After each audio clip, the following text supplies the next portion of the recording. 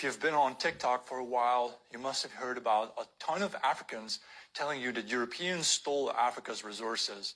Now, there's a lot to say about that. First and foremost, most of these resources are still in Africa, and they're not being stolen by Europeans. They're actually being sold to Europeans by the African state leadership. Your own elites are robbing you. It's not us doing it, not anymore. The real issue, of course, is why aren't Africans using their own resources to do things? Why does Mr. Beast have to go to Kenya to build water wells? Why didn't the Kenyan government do it themselves? I suppose the Kenyan government could have done it themselves. They just chose not to do it. Nigeria is now a country of almost 220 million people, the largest country in Africa.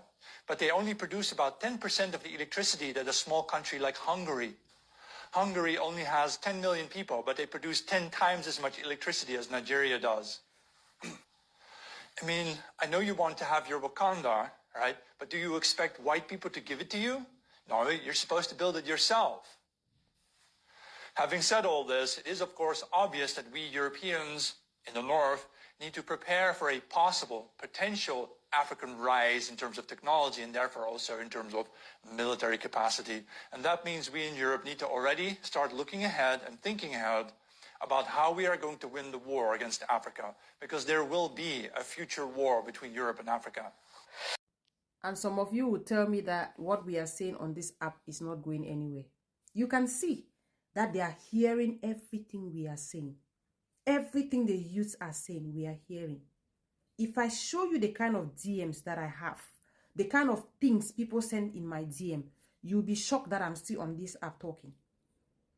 Let me tell you, my brothers and sisters, our leaders are the ones killing us. You have heard from him. He said, our resources are being sold to the West by our African leaders, which is true.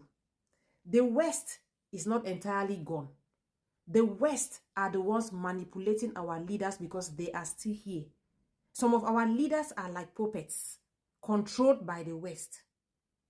Someone like Gaddafi, they saw the way, the kind of development he was doing to his people, and they manipulated his people against him.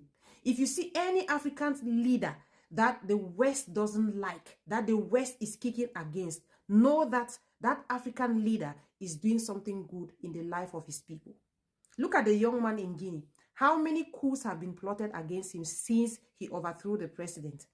He has chased France out of his country. Now, people are even mobilizing against him, including the Nigeria's president. So guys, let me tell you all, African youths, this is the time. This is the only tool we have to stop this. This is the time for us to let them know that we know what they are up to. These our leaders are up to. For how long are we continue to fold? We are going to continue to fold our arms and watch our brothers drown in the Mediterranean Sea in search of greener pastures with our colonizers. For how long are we going to watch our sisters being brutalized in Saudi Arabia by the people they are working with them as mates? For how long are our graduates in Africa going to continue sleeping under the bridges with certificates in their hands with no jobs? For how long are the African youths ready to die because they don't have good healthcare system? African youths, you might have 100 followers, you might have 200. Speak life into this nation. It's time for you to stand up. We cannot continue to suffer like this. We deserve better. Our motherland has blessed us. Our nation has blessed us with everything. Without Africa, the West is nothing. Everything about the West comes from Africa.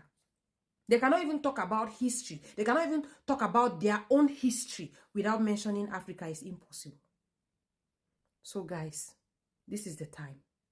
I won't overemphasize. I won't over-labor this point, but this is the time. I will continue talking. For those of you who always come for me and say, oh, leave our president. I will not leave any president. If you are doing anyhow or you collect anyhow, if you lie, you come to my DM or you send your people to my DM to threaten me. That is the least they can do. They will not shut this mouth up. The hunger for change in Africa is in me and you cannot even kill it. If you are an African youth and you are not tired of this suffering, then something is wrong with you. something is really wrong with you. Listen to how this man is saying it. Was it difficult for the Kenyan government to provide its people with borehole waters? Why does it have to be Mr. Beast coming all the way to come and do it? Is it difficult for the Kenyan government to do it? No. But why do they choose to treat their own people like this? I'm sorry that Kenya collected a stray bullet here. Even Nigeria is used as an example. Nigeria cannot boast of electricity. A giant of Africa cannot boast of electricity. The person that did us this in Africa needs to pay so that we should be free. I've said my own. If you like, you sit quiet.